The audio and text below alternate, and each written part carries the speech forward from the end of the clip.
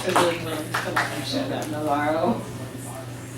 Beautiful, and we feel so fortunate that you had that memorized. Well done, yeah.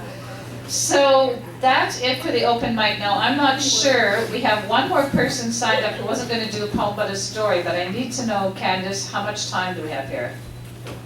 We ran out about 15 minutes ago, but if the short story's short, why not let them do it? Yeah. Aline, how long is it? It's not long? Probably it's not, it's going to be about 5 minutes, right? Yeah, I think so. It's a really, I've heard this story once before, and I'd love to hear it again. So please welcome up to the open mic, Aline Laflamme.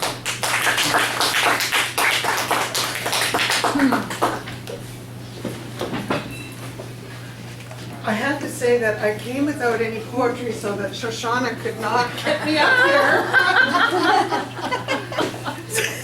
You, at least you admit how sneaky you are. So I brought this to give it to Shoshana, and I don't know if I can read it very well with small print. Okay, your ceremony. You said you wanted a ceremony, that it was time. We all knew that. Bruce wanted to have it at the Medicine Wheel grounds, but that seemed unsafe after what happened the last time you left the ward. We settled for the spiritual room at the hospital. It was the right choice. So here we are, the morning of the ceremony. I watch while your daughter Karina carefully braids your hair. Then I dress you in your veteran's garb, medals and all. It's important to you, being a Korean War veteran. We all respect the brave warrior you were, and even more, we love the peaceful warrior you've become.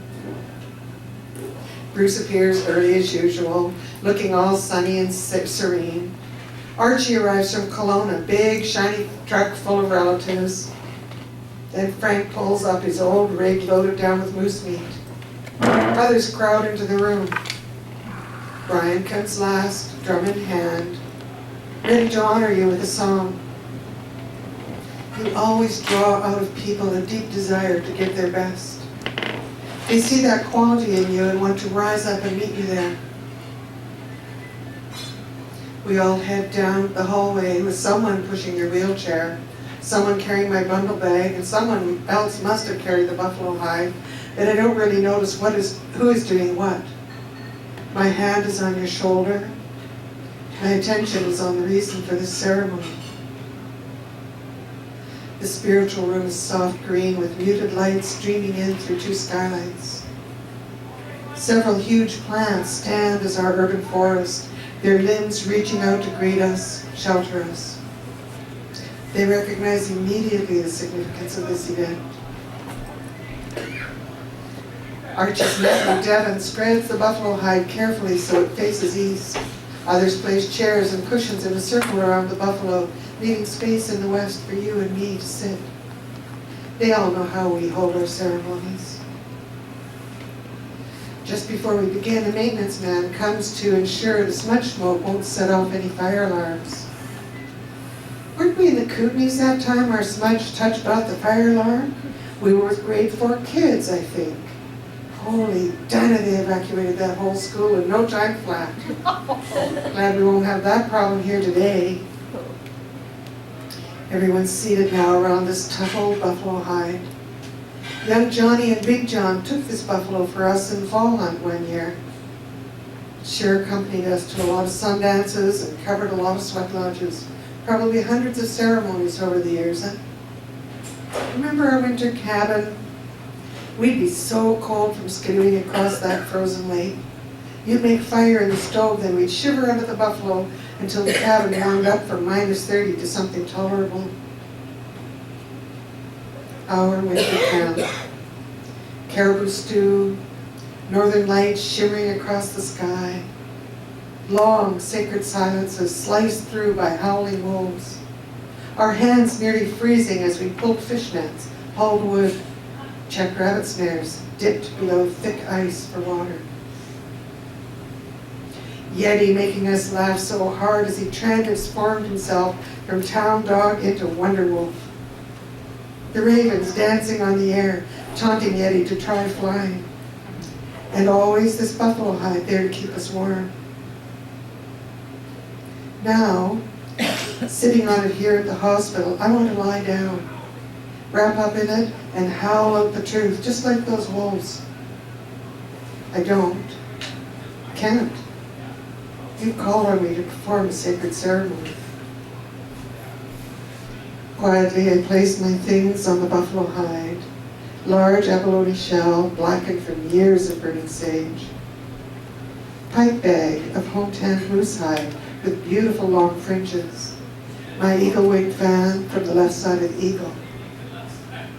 That eagle's other wing traveled in your bag.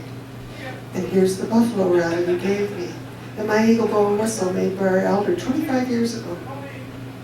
Huh. A quarter of a century ago? A little pain pinches my heart. Everyone removes their jewelry. We all know how to humble ourselves in front of the Creator. I reach for the sage bag and smile as always at the beadwork on it. Bless our dear one, Renee. This was her first attempt at beadwork as she slowly emerged from the domination of her German father and tentatively embraced the ways of her Cree mother. She was only one of dozens that we helped through their vision quests high in the mountains on our beloved Chapanca Lake. That lake gave us so much. It gave us the shade of that huge old ponderosa pine we camped beside. Gave us lots of trout. That's where you taught young Willie how to fish. His mom so glad to have a man give Willie lessons and love. Chapanca gave us medicine too. Clean, pungent sage, as well as juniper berries, red willow bark, Oregon grapes, pine pitch, and plenty of rose hips. We got thick willow branches there too. Remember how we sat around the fire and made stems for our pipes by slowly burning through the core of those thick willows? Red-winged blackbirds entertained us the whole time with their songs and antics. I've still got a nicely dried length of willow at home. Guess I'll go to Chapanca this year and fix it. Maybe show others how to make pipe stems the old way, just like you showed me. I loved how you'd say, "Let's go shopping." And we'd paddle off around the lake shopping for feathers, unusual sticks, maybe a special rock or some surprise we'd gather to give one or another of our relatives. Sometimes we'd just window shop, gazing at birds' nests or exotically shaped roots submerged near shore. You always found us a special place to enjoy lunch. Sometimes we drift on the water in a canoe, or we go perch on a high hill. I remember sitting on craggy rocks, our feet dangling in the water. On warm afternoons, we'd swim, then lounge on the rocks to let the sun dry us. Such a good way to take a bath. Remember how our backs would get so sore from bending to pick sage each year? Once we made love right there. Mother Earth all powdery beneath us, grandfather sun blessing our union. We settled there afterwards, filled with reverence for the great mystery of life, flowing so seamlessly through all of creation, including ourselves. Chapanca Lake. Silently I honor it as I take a handful of sage from the bag and place it in the abalone shell. As always, I fiddle with it, pinch it together, and then light it. Even though from habit I fan it with my eagle wing, it burns strong right away on its own. A good sign. We all rise, even you. I step in front of each person, offering the smudge. Finally, I come to you, the last one in the circle, standing in that place of honor. As I smudge you, time slows right down, and then disappears while you savor this spiritual cleansing. As you near completion, I wonder who to ask to smudge me. Your Parkinson's disease has been too advanced for several years for you to hold the shell or use the eagle wing anymore. Before I can decide, I become aware of your gaze. I look into your eyes. We are alone now, and as always, so much passes between us in silence. You reach for the abalone shell, never taking your eyes from mine. I release it into your steady hand. You reach for the eagle wing, which I give in the same way, our eyes still embracing. Your eyes tell me to take this smudging very mindfully. I wave the smoke over my head, my eyes, ears, mouth, throat, heart, belly, sacredness, the bottom of my feet. You touch my shoulder with the fan, signaling me to turn.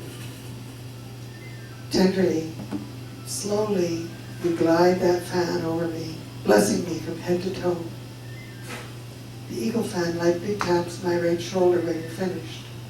I turn back to face you. Through our eyes flows such a depth of love, remembrance of our long journey together, our respect for one another, gratitude for the life we've shared. There is also acknowledgement that you will never again smudge me. You will never again smoke the pipe with me, travel or share ceremonies with me, laugh, pray, or cry with me. My hand will be empty of yours. The ache of your absence will soon reside in my heart for the rest of my days. We wrap up in one another's arms. I linger there long enough to secure deeply in my body this memory of your last full embrace. The smoke wafts up between us. The rest of the room becomes present again. My awareness returns to my responsibility here, so I take my place on the buffalo. I prepare to smoke the sacred pipe with you, with everyone. You asked for a ceremony, said it was time. And my love, my dear one, it is time. It is the last time.